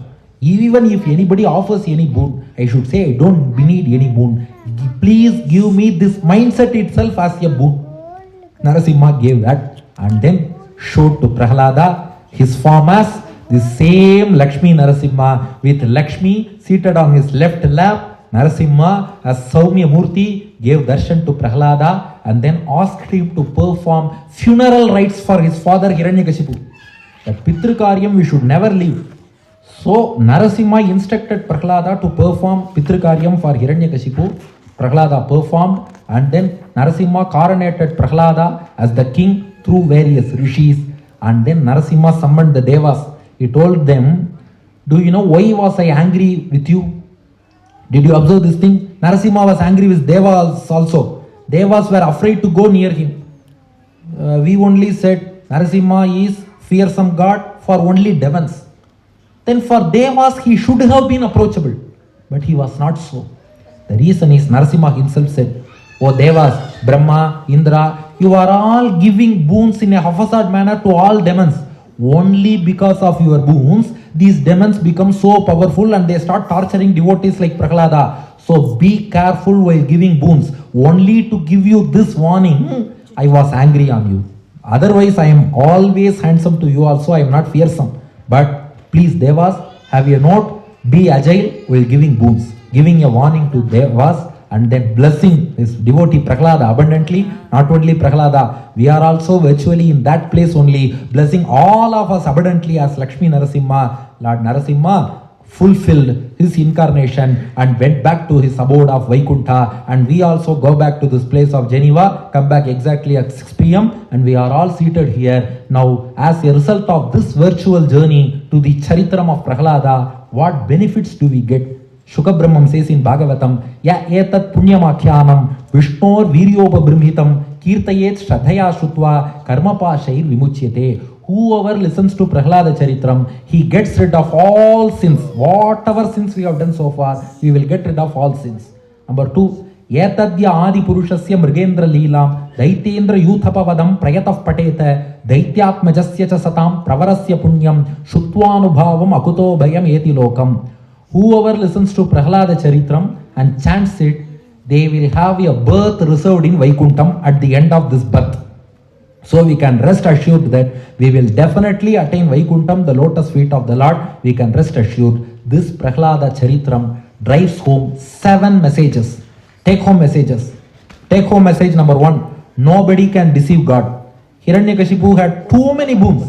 He thought that nobody can do anything to him. Yet the Lord destroyed him. So nobody can cheat or deceive God. Point number 1.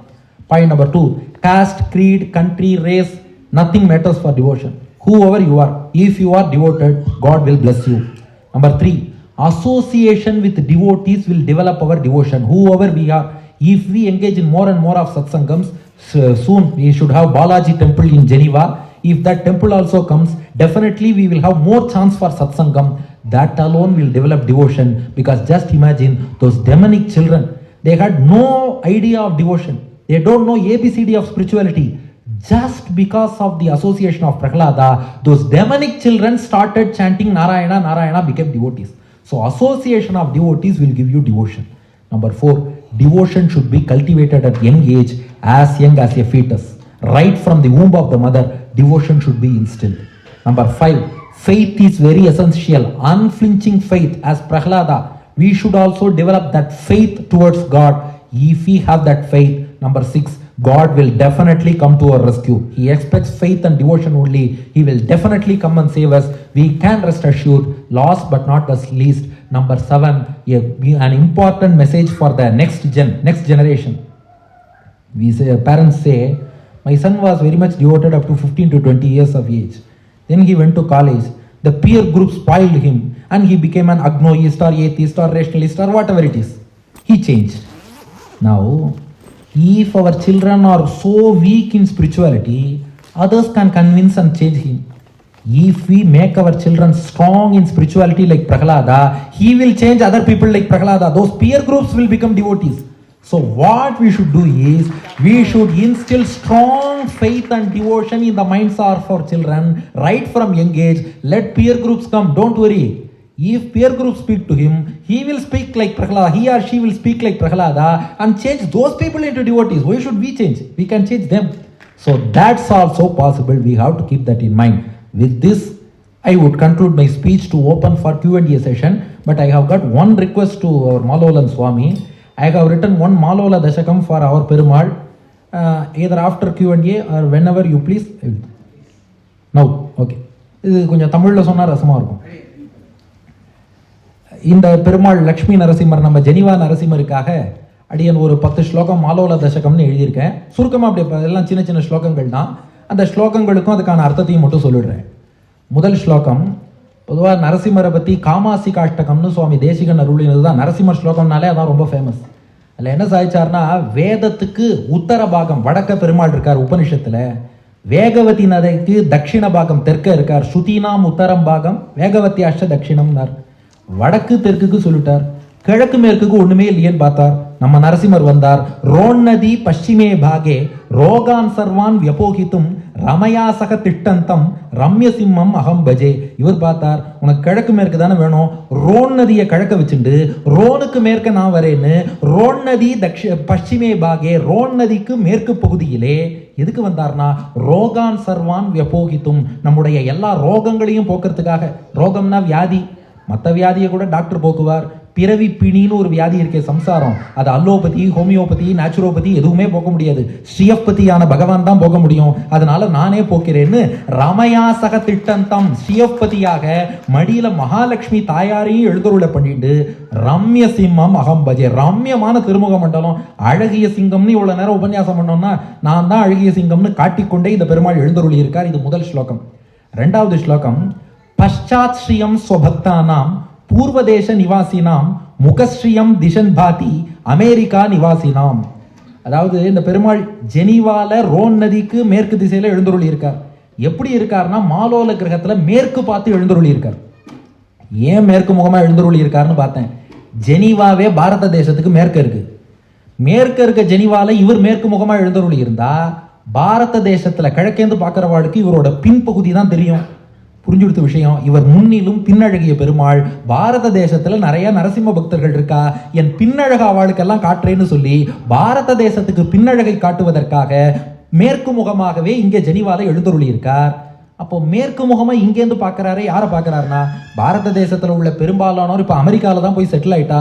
அமெரிக்கால இருக்க என்ஆரையும் கண்ணால கட்டாட்சம் பண்றேன்னு ஜெனீவாலேருந்து மேற்கு நோக்கி அமெரிக்காவை பார்த்தபடி. அப்ப பாருங்க, அந்த பக்கம் அமெரிக்கா, இந்த பக்கம் பாரத தேசம். பாரத தேசத்தில் உள்ளவருக்கு பின்னழகை காட்டுகிறேன், அமெரிக்காவுக்கு போன என் பக்தர்களுக்கு கண்களால் கட்டாட்சம் பண்றேன், நடுவா ஜெனீவால இருந்துடுறேன்னு சொல்லி இந்த பக்கம் கிழக்கு அந்த பக்கம் மேற்குன்னு காமாசிகா அந்த பெருமாள் திருவேளுக்கை ஆளறி வடக்கையும் தெற்கையும் சேர்த்தார். இவர் என்ன பண்ணிட்டார்னா, கிழக்கையும் மேற்கையும் சேர்க்கிறேன் நடுவில் ஜெனீவால எழுந்தருளி விட்டார். இது ரெண்டாவது ஸ்லோகம். அடுத்து மூன்றாவது ஸ்லோகம், திருமங்கை ஆழ்வார் பெருமாளை 4 யானையா ரசிச்சார். யானை வடிவம் இல்லை, பெருமாள் வடிவமே. 4 ஊர்ல 4 யானையினர். உலகமேத்தும் தென்னானாய் வடவானாய் குடபாலானாய் குணபால மதையானாய்னு வடக்கு திசைக்கு யானையாக திருமலையில இருக்கார். தெற்கு திசைக்கு யானையாக அழகர் மலையில இருக்கார். கிழக்கு திசைக்கு யானையாக திருக்கணபுரத்துல இருக்கார். மேற்கு திசைக்கு யானையாக ஸ்ரீரங்கத்துல இருக்கார்னார். இப்போ பெருமாளுக்கு 4 திசையில சிங்கமா இருக்கணும்னு ஆசை இருக்காதா? அதான் நம்ம மூணாவது ஸ்லோகம். அகோபிலே து உத்தர சிம்ம ரூபஹ நாகாச்சலே தட்சிண சிம்ம ரூபஹ ச ஆலிபுரியாம் நனு பூர்வ சிம்மஹ ஸ்விட்சர் பிரதேசே கலு பஷ்சிமச்ச. அவர் என்ன பண்ணிட்டார், 4 சிங்கம். வடக்கே சிங்கம் எங்கன்னா அகோபிலத்துல வடக்கு சிங்கம், தெற்கே மதுரையில யானமலையில யோக நரசிம்மர் தெற்குக்கு சிங்கம், கிழக்குக்கு சிங்கம் திருமங்கை ஆழ்வார் அவதரித்த திருவாலி திருநகரியில கிழக்குக்கு சிங்கம், மேற்கு சிங்கம் பக்கத்திலேயே போட்டா ஜூரிஸ்டிக்ஷன் சின்னதாயிடும்னு மேற்கு சிங்கமாக ஜெனீவால மேற்கு சிங்கமாக எழுந்தருளி விட்டார். அப்போ அகோபிலம் வடக்கு சிங்கம், திருவாலி திருநகரி கிழக்கு சிங்கம், மதுரை யானமலை தெற்கு சிங்கம், ஜெனீவா நரசிம்மர் மேற்கு சிங்கம்னு 4 திசைக்கு 4 யானையான பெருமாள் 4 திசைக்கு 4 சிங்கமாகவும் எழுந்தருளி விட்டார். அடுத்து 4வது ஸ்லோகம். இந்த பெருமாள் வெறும்னவல்ல, கூடவே ராமானுஜர் சுவாமி தேசிகன் அவர்களையும் கூட எழுந்தருள பண்ணிட்டு வந்துட்டார். எதுக்கு 2 பேரையும் சாட்சி வச்சார்னா அதுக்கு ஒரு காரணம் இருக்குங்கிறதா 4வது ஸ்லோகம். அர்ச்சாவதார விபவேபி அஜகத் ஸ்வபாவம் கீதா சுபாஷ்ய கதிதம் யதி புங்கவேன வேதாந்த தேசிக முகாத் விவருத்தம் பரத்வம் தாபியாம் சக பிரகடயன் ரிசிம்ஹோ விபாதி. பகவத்கீதையில 4ஆம் அத்தியாயத்துல அவதார ரகசியத்தை பகவான் சொல்லும் போது என்ன சொன்னான்னா, நான் எந்த அவதாரம் பண்ணாலும் என் பவர் குறையாது, எல்லா அவதாரத்திலையும் முழு சக்தியோடு வருவேன்னா. இங்க ராமானுஜர் பாஷ்யம் பண்ணும்போது என்ன சொன்னார், இது அவதாரம்னா விபவம்னு மட்டும் நினைக்காதீங்க, கோவில்ல அர்ச்சாவதாரத்திலையும் பெருமாள் ஃபுல் பவரோட தான் வருவார்னு அதுக்கு ராமானுஜர் பாஷ்யம் பண்ணார். ராமானுஜர் கீதா பாஷ்யத்துக்கு சுவாமி தேசிகன் தாத்பரிய சந்திரிகை வழங்கினார். அதுல தேசிகன் என்ன சாச்சார், அர்ச்சாவதாரம்னா சும்மா நினைக்காதீங்க, அர்ச்சாவதாரத்துல பெருமாள் நம்மளோட பேசுவார், உறவாடுவார், உரையாடுவார். ஒரு பக்தன் பக்தியோடு வந்துட்டான்னா அவன் எப்படி எல்லாம் பரிமாறணும்னு நினைக்கிறானோ எல்லாமே பெருமாள் பண்ணுவார்னு தேசிகன் சொன்னார். இந்த நரசிம்மர் பார்த்தார், ராமானுஜர் தேசிகன் 2 பேரையும் சாட்சியா வச்சுட்டு இவா 2 பேர் தான் சொன்னா, அர்ச்சாவதாரத்திலையும் முழு பவரோட இருப்பேன், அர்ச்சாவதாரத்திலும் வாய் திறந்து பேசுவேன், அர்ச்சாவதாரத்திலும் பக்தர்களோடு உரையாடுவேன், உறவாடுவேன். 2 பேரையும் சாட்சி வச்சுட்டு நம்மோடு உரையாடி கொண்டே இருக்கிறார், உறவாடி கொண்டே இருக்கிறார். ராமானுஜரும் தேசிகனும் கீதா பாஷ்யத்துல சாய்ச்சது சத்தியம் என்பதை நான் ப்ரூவ் பண்றேங்கிறதுக்காகத்தான் 2 பேரையும் சாட்சி வச்சு நீங்க பெருமாள் எழுந்து இருக்கார். அடுத்து 5வது ஸ்லோகம். ஹேமாக்னி ரூபே நனுரங்கவல்யாம் ஆவிர்பவன் மங்களமாதனோதி பக்தை சக கிரீடித்த புஷ்பமால்யம் பிரத்யக்ஷ தெய்வம் பரமம் விபாதி. பக்தர்களோட பேசுறாருங்கிறியே, எப்படிப்பா பேசுறாருன்னா பல வடிவத்துல பேசுறார். ஹோமாக்னி ரூபே, ஹோமம் பண்ணா அக்னியில் அப்படியே நரசிம்மராக வந்து தோன்றுகிறார். நனு ரங்கவல்யாம், ரங்கவல்லியிலையும் வரார். அது என்ன ரங்கவல்லி, அதுதான் ரங்கோலின்னு ஆயிடுத்து. கோலத்துக்கு தான் ரங்கவல்லின்னு பேரு. கோலம் போட்டாலும் கோலத்திலையும் நரசிம்மர் வடிவத்தில் வந்துடுறேன்னு வந்து ஆவிர்பவன் மங்கள மாத்தனோத்தி இப்படியெல்லாம் ஆவிர்பாவம் பண்ணி மங்களத்தை கொடுக்கிறார். இதெல்லாம் போதாதுன்னு கிருஷ்ணன் என்ன பண்ணுவானா, யாராவது கோபிக்கையை ரொம்ப பிடிச்சிருந்ததுன்னா அவன் மேல பூ போட்டு விளையாடுவானோ. இவருக்கு நரசிம்மர் எனக்கு மட்டும் பூ போட்டு விளையாட தெரியாதான்னு சொல்லி பக்தை சக கிரீடித்த புஷ்பமால்யம், பக்தர்களிடம் பூ போட்டு புஷ்ப கிரீடை பண்ணி புஷ்பலீலை பண்ணி விளையாடுகிறேன் என்று பக்தர்களிடம் பூவை கொய்து அந்த பூவை போட்டு பகவானும் விளையாடுகிறான். பிரத்யக்ஷ தெய்வம் பரமம் விபாதி, அதனால கண்கண்ட தெய்வம்னு ப்ரூவ் பண்ணிட்டார். அடுத்து 6வது ஸ்லோகம். நரசிம்மருக்கு பாருங்க, மகாலட்சுமி திருமார்பில் உட்காரல, அகலகில்லேன் இறையும் என்று அலர்மேல் மங்கை உரைமார்பா தானே, திருமார்பில் தானே உட்காரணும். விட்டுட்டு மடியில் உட்காந்துட்டா. ஏம்பா உட்காந்தான்னா, ரம்ய சிம்ஹ முகாம் போஜம் ஆலோகித்தும் சதாதராத்து வக்ஷஸ்தல விரக்தா ஸ்ரீஹி பத்யுர் அங்கே பிரதிஷ்டிதா. இவர் ரொம்ப அழகான சிங்கமா இருக்கார். திருமார்புல உட்காந்தா அவர் முகத்தை பார்த்து ரசிக்க முடியல, மடியில உட்காந்தாதான் இவர் முகத்தை நன்னா ரசிக்க முடியும்னு திருமார்பில் விரக்தி அடைந்து தாயார் மடியில உட்காந்து இந்த நரசிம்மருடைய முகத்தை ரசிக்கிறாள். எதை போல ஸ்ரீவைகுண்ட விரக்தாய சுவாமி புஷ்கரிணி தட்டே ரமயா ரமமானாய வெங்கடேஷாய மங்களம். இங்க தாயார் வக்ஷஸ்தல விரக்தா ஸ்ரீஹி பத்யுகு அங்கே பிரதிஷ்டித்தான்னு மடியில உட்காந்து இவர் அழகா ரசிக்கணும்னா அது தாயார் சொல்லித்தரா. அவர் அழகை இப்படி ரசிங்கோன்னு குழந்தைகளுக்கு சொல்லி கொடுத்துட்டு தாயார் எழுந்தருளி இருக்கா. அடுத்து 7வது ஸ்லோகம். இவர் வெறும் நரசிம்மரா இல்ல, கூட ஹயக்ரீவரையும் அழிச்சுன்னு வந்துட்டார். நரசிம்மரா அரிமுகன்பா, ஹயக்ரீவர பரிமுகன்பா. அவரையும் ஏன்பா கூட்டுன்னு வந்தார்னா, சுகந்த போதம் ஸ்வபதாஸ்ரிதானாம் ஹயானனோ ஞானரசௌக மூர்த்திஹி ஏலாவதம் சோ சுசுகந்த மால்யஹா சிம்ஹஸ்ய பார்ஷ்வே சததம் விபாதி. ஹயக்ரீவரோட ஏன் வந்தார்னா, இந்த ஞானம் இருக்கே, ஞானத்தை கொடுக்கக்கூடியவர் ஹயக்ரீவர். அந்த ஞானம் எப்படி இருக்கணும்னா பரிமளிக்கும் ஞானம், மனம் கமழக்கூடிய வாசனை வீசும் ஞானமா இருக்கணுமா. ஞானத்துக்கு வாசனை உண்டா? ஒன்றும் இல்லை. நம்ம ஞானம்ங்கிறது சுத்தி இருக்கவாளுக்கும் பரவினா அது வாசனை வீசும் ஞானம். நமக்குள்ளேயே இருந்ததுன்னா வாசனை இல்லாத ஞானம்பா. அப்ப அந்த ஞானம்ங்கிறது பரிமளிக்கணும், வாசனை வீசணும், சுத்தி எல்லாருக்கும் பரவணும். அதுக்காகத்தான் ஹயக்ரீவர் கழுத்துல ஏலக்காய் மாலை போட்டு இருக்காரு. ஏலக்காய் வாசனை, ஏலக்காய் ஒரு இடத்துல இருந்தாலும் வாசனை சுத்தி பரவும். அது போல நான் கொடுக்கிற ஞானம் உன் மூளைக்குள்ள மட்டும் இல்லாமல் சுத்தி பரவும். அந்த பரிமளிக்கும் ஞானத்தை, மனம் கமழும் ஞானத்தை எல்லோருக்கும் தரையங்கிறதுக்காகத்தான் அரிமுகன் பக்கத்துல பரிமுகனும் வந்து உட்கார்ந்துட்டு, இந்த சிங்கம் உனக்கு எல்லா கஷ்டத்தையும் போக்குவார், இந்த குதிரை உனக்கு ஞானத்தை அருள்கிறேன் என்று இருவராய் வந்து எழுந்தருளி இருக்கிறார்கள். 8வது கூடவே சக்கரத்தாழ்வாரும் இருக்கார். ஏன்னா வர்த்தமான ஜகத் அந்தராத்மகா சுப்ரகுப்த ஹரி ரஸ்தி சர்வகா கூர்ண சக்கர பரதஸ்ததா ஹரிஹி யோகயுக்த சுபகஸ்து சம்ஸ்திதா. சக்கரத்தாழ்வாரும் பக்கத்துல இருக்கார். எதுக்குன்னா, உலகம் என்னதான் சுத்தின்னு இருந்தாலும் உள்ளுக்குள்ள சைலண்டா ஒரு பகவான் இயக்கிறதுனால தான் உலகம் இயங்குறது. அதை எப்படி காட்டுறாருன்னா, சக்கரத்தாழ்வார் சுத்தின்ண்டே இருந்தாலும் பின்னாடி சைலண்டா ஒரு யோக நரசிம்மர்னு ஒருத்தர் உட்காந்துருக்கார். அப்போ உலகம் எவ்வளவு சுத்தினாலும் சைலண்டா பின்னாடி நான் இயக்கிறதுனால தாண்டா எல்லாம் இயங்கிட்டு இருக்குங்கிறத காட்டுறதுக்காக சக்கரத்தாழ்வாருடைய இந்த நரசிம்மர் வந்துட்டார். அதுக்கு மேல 9வது ஸ்லோகம் இந்த நரசிம்மரை தியானிக்கும் விதமாக, மாலோல கேக பதயே மதுராகராய மாலோல திவ்ய நிதயே மம தெய்வதாய மாலோல வாகன வராய மனோகராய மாலாசு மண்டித முகாய நமோ நமஸ்தே என்று மாலோல கேக பதயே, மாலோல கிரகத்துக்கு இவர் தான் தலைவராக இருக்கார். ஸ்ரீமதி நிர்மலா ஸ்ரீ மாலோலன் சுவாமி அவா கிரகம், அது இந்த மாலோலன் கிரகம், அதுக்கு தலைவராக இருக்கார். மதுராகராய மதுரமான திருமேனியோடு இருக்கார். மாலோல திவ்ய நிதயே, மானா லக்ஷ்மி, லோலனா விரும்பக்கூடிய, இப்ப ஸ்பிளிட் பண்ணிக்கோங்க, மா லோல லக்ஷ்மி விரும்பக்கூடிய திவ்ய நிதியே, லக்ஷ்மிக்கே அவர் தான் செல்வம், திருவுக்கும் திருவாகிய செல்வா, மா லோல திவ்ய நிதையே, லக்ஷ்மி விரும்பும் செல்வமாக லக்ஷ்மி அணைச்சுன்னு இருக்கா. மம தெய்வத்தாய எங்களுக்கெல்லாம் தெய்வமா இருக்கார். மாலோல வாகன வராய டெஸ்லாக்கார மாலோல வாகனமாகவே ஆக்கி அதையே தன் கருட வாகனமாக கொண்டிருக்கிறார். மனோகராய எல்லாருடைய மனங்களையும் தன்பால் ஈர்த்துறார். மாலாசு மண்டித்த முக்காய, அவர் திருமுகத்தை சேவிக்கிறதே ரொம்ப கஷ்டம், பெரிய பெரிய மலர்களால் ஆன மாலைகளால முகத்தையே அப்பப்போ மறைச்சுக்கிறார். மாலாசு மண்டித்த முக்காய நமோ நமஸ்தே, அப்படிப்பட்ட பெருமாளுக்கு நமஸ்காரம். மாலோல கேக பதயே மதுராகராய மாலோல திவ்ய நிதயே மம தெய்வத்தாய மாலோல வாகன வராய மனோகராய மாலாசு மண்டித்த முக்காய நமோ நமஸ்தே. இந்த ஸ்லோகத்துக்கு என்ன விசேஷம்னா, 4 அடியிலையும் மாலா மாலா மாலா மாலான்னு வரும், ஆனால் 4 மாலைக்கும் வேறு அர்த்தம். இப்போ ஃபைனலா சந்தோஷமான செய்தி, கடைசியான ஸ்லோகம். மாலோல தசகம் புண்ணியம் மாலோல கருணாவசாத் வெங்கடேஷ கவிப்ரோக்தம் சர்வமங்கல தாயகம். இந்த மாலோல தசகம் என்பது மாலோலன் சுவாமியோடு அடியனுக்கு ஏற்பட்ட அந்த ஒரு இன்டராக்ஷன் மூலமாக உருவானது. மாலோலன் மூலமாக மாலோலனை பற்றி உருவான இந்த ஸ்லோகத்தை வெங்கடேஷன்கிற கவி 10 ஸ்லோகம் எழுதியிருக்கேன். சர்வமங்கல தாயகம், இதை சொல்றவாளுக்கு இந்த நரசிம்மர் எல்லா மங்கலங்களையும் கொடுப்பார்னு அவர் மேல நம்பிக்கையில அடியனே சொல்லிட்டேன். இதோட உபன்யாசத்தை கொடுத்துருக்கேன்.